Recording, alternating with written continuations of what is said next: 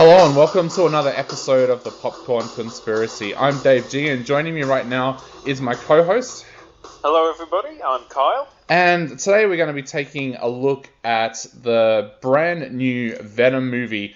It's not just called Venom 2, it's actually got a title. It's Venom, There Be Carnage.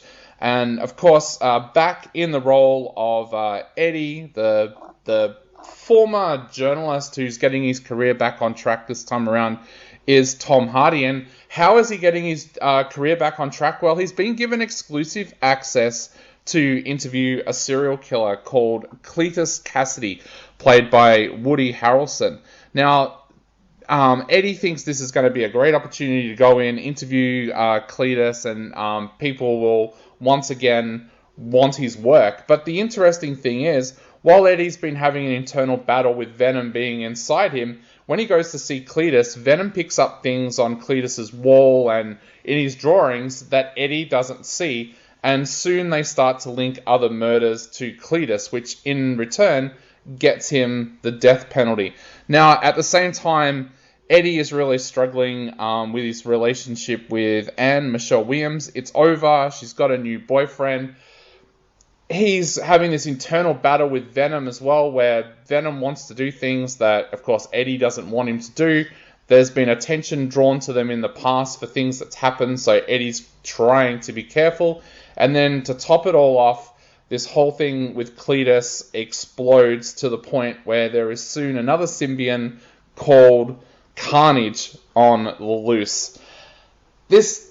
It sounds like there is so much in this movie, mate, but this is actually the shortest comic book movie since one of the Fantastic Four films. So even though there's a lot in it, it's a short film. But what did you think of it? Yeah, I was surprised to hear that. When you're seeing so many superhero films now running close to 3 hours, or with Endgame running over 3 hours, it's odd to see that there hasn't been a superhero film that's only been like a 90-minute movies in over a decade. So that was odd to hear. This one, I actually really liked this one, which I was very surprised by, because I generally disliked the first Venom movie. Yeah. It was one that I was interested in going into it, but I felt like the first movie was...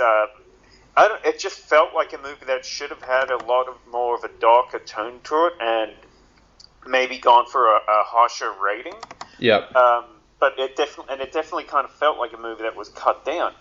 This one, honestly, it with it being so shorter, and it might even be cut down itself, but because there are we do actually have problems with the character development stuff, but.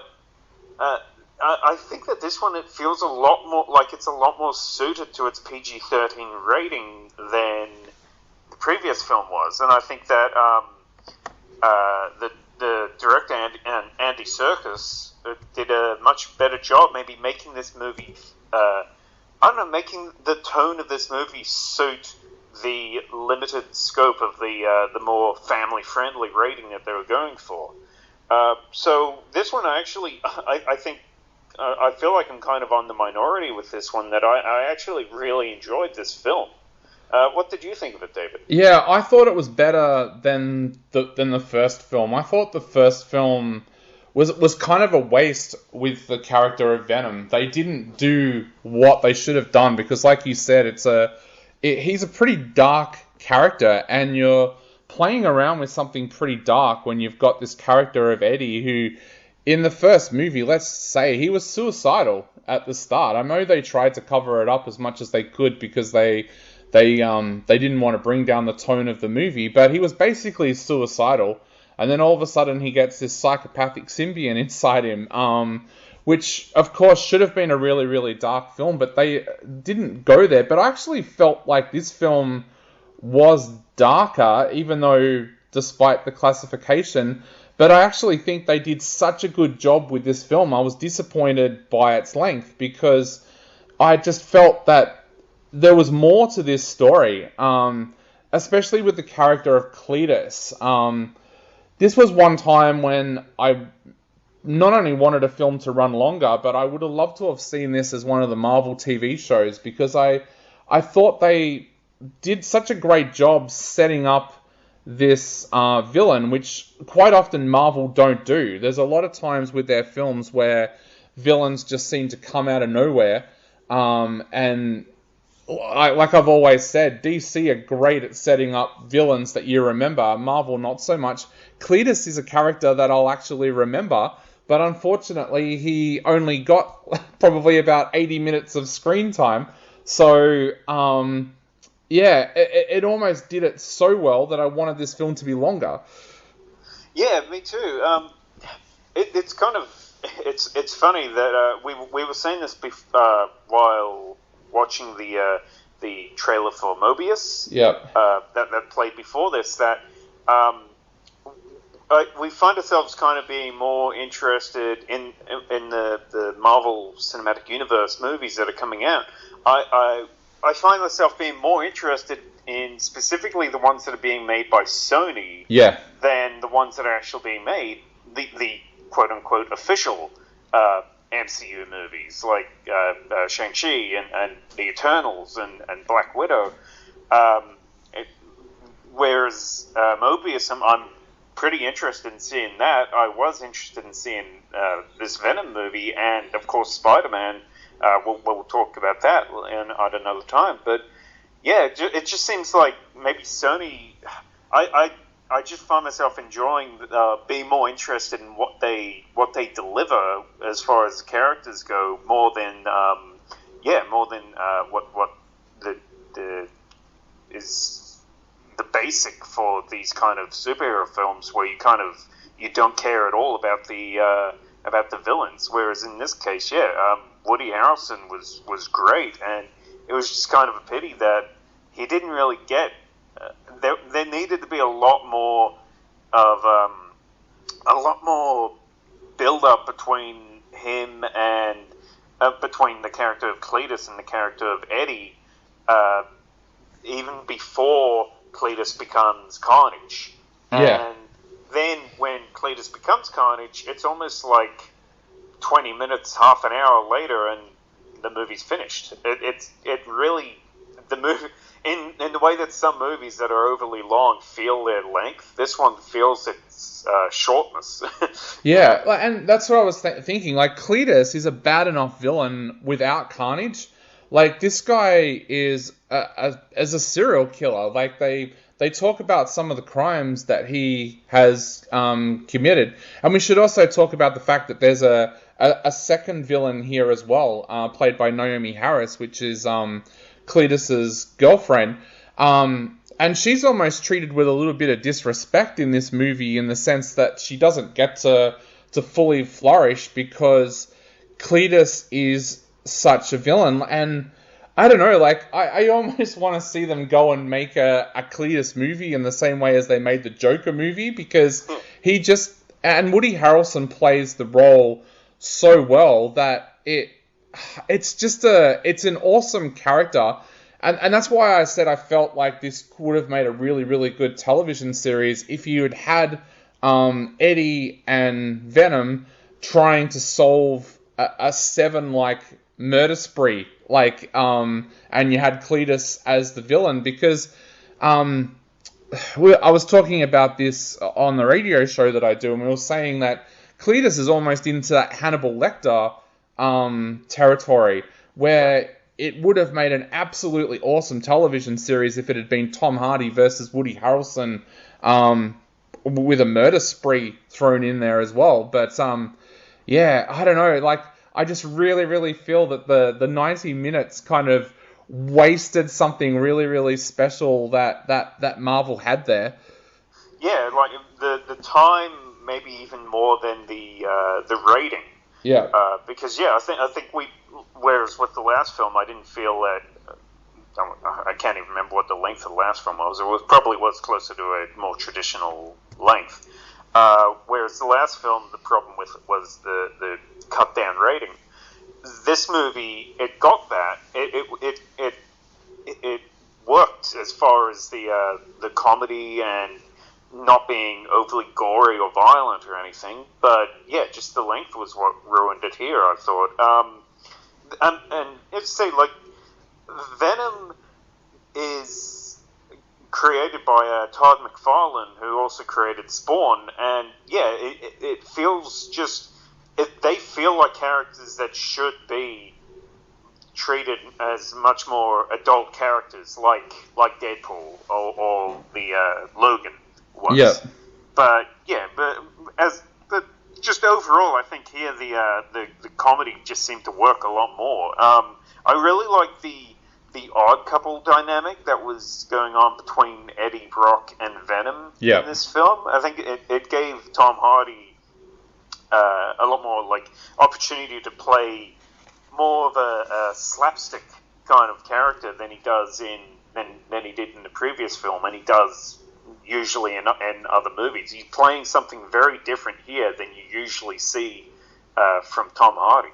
Yeah, it really gets to play up that almost mental illness side to it, where it's almost like a mixture of schizophrenia and bipolar, where he quite often has these internal fights with Venom, and there's people standing around witnessing this crazy guy talking to himself.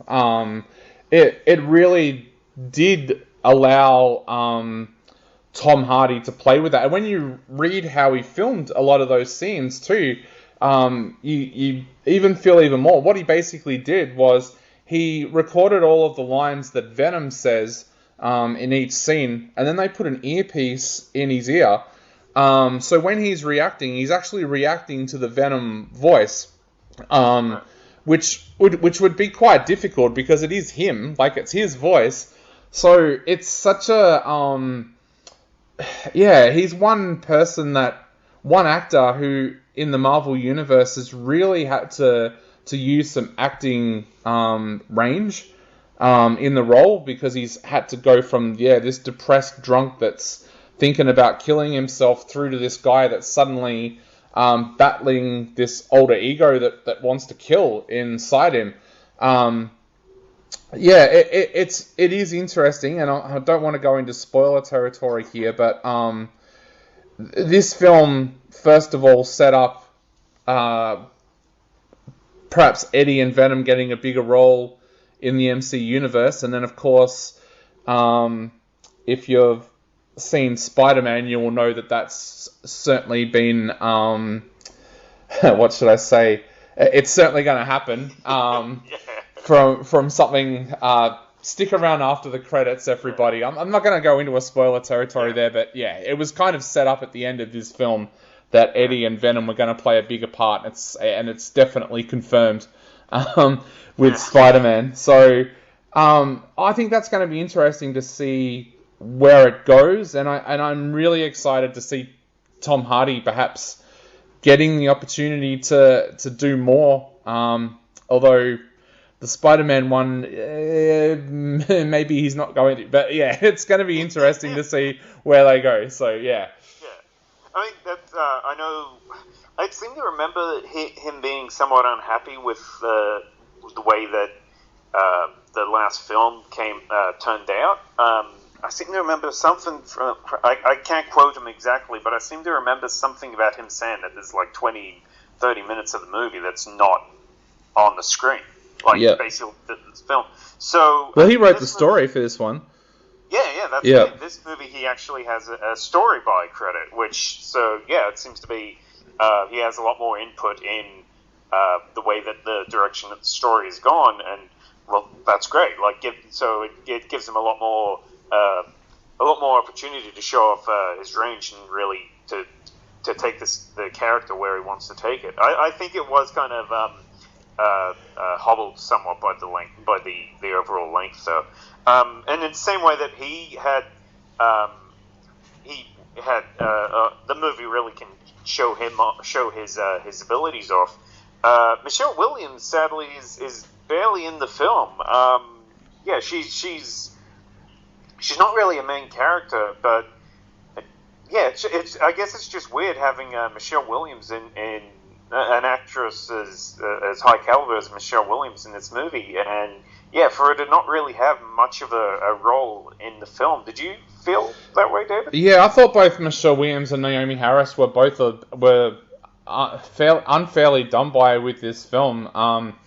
Yeah, and I'd say the same with the first film with Michelle Williams. It was almost weird having an Oscar-winning actress playing that role, and nothing's ever come out saying that she's a huge Venom fan or anything like that, and that's why she took the role. But it just seemed like such a weird kind of casting choice to put an Oscar-winning actress in a role, because she was there in the first film, but again, it was kind of like in and out all the time. It's the kind of role that you would kind of normally expect for an up-and-coming actress to take, like someone that's kind of been in a few movies, and like Kirsten Dunst did, I guess, with the first Spider-Man movie. She was an actress on the rise, and then they put her in that film. They did the same with Emma Stone for the Andrew Garfield Spider-Mans. But yeah, it's kind of weird. It's almost like when they cast Katie Holmes in the Batman trilogy, and it was like, really? You've put an actress in there that's... Yeah, it was a weird choice, and I'm sure one day we're going to find out that she's a huge Venom fan or something, and that's why she took it. But she gets even less time this time. And the same with Naomi Harris in this one. Like, Naomi Harris is an actress that you could kind of get the feeling now that she would love to take on a villain role, but her villain's really badly underused in this film, and I don't know whether or not there's an alternative cut out there somewhere where her character does more, but they set her up in this as being a villain with a great ability and power, and then it's sadly kind of wasted in the final battle. Yeah, well, the way that there's not really much time spent on the relationship between Cletus and Eddie. A lot of the time, the relationship between Cletus and Naomi Harris's character is they seem to spend a lot more time on that, and so it kind of worked. Like she's both in the movie like very little, but at the same time, it's almost like what little time that they spend on her character maybe could have been spent better elsewhere. Maybe like making the movie some kind of a weird love triangle story between Cletus, Eddie Brock, and Venom. You know, like I think that maybe they just could have. I mean, in the same way that there's not a whole lot of time spent between Cletus and Carnage, like messing around with his head. Like in the same way that's probably my favorite part of the movie is how much of the movie is spent on Eddie and Venom, and the whole split personality kind of thing there. There's not a whole lot of that between Cletus and Carnage, which I thought was quite disappointing.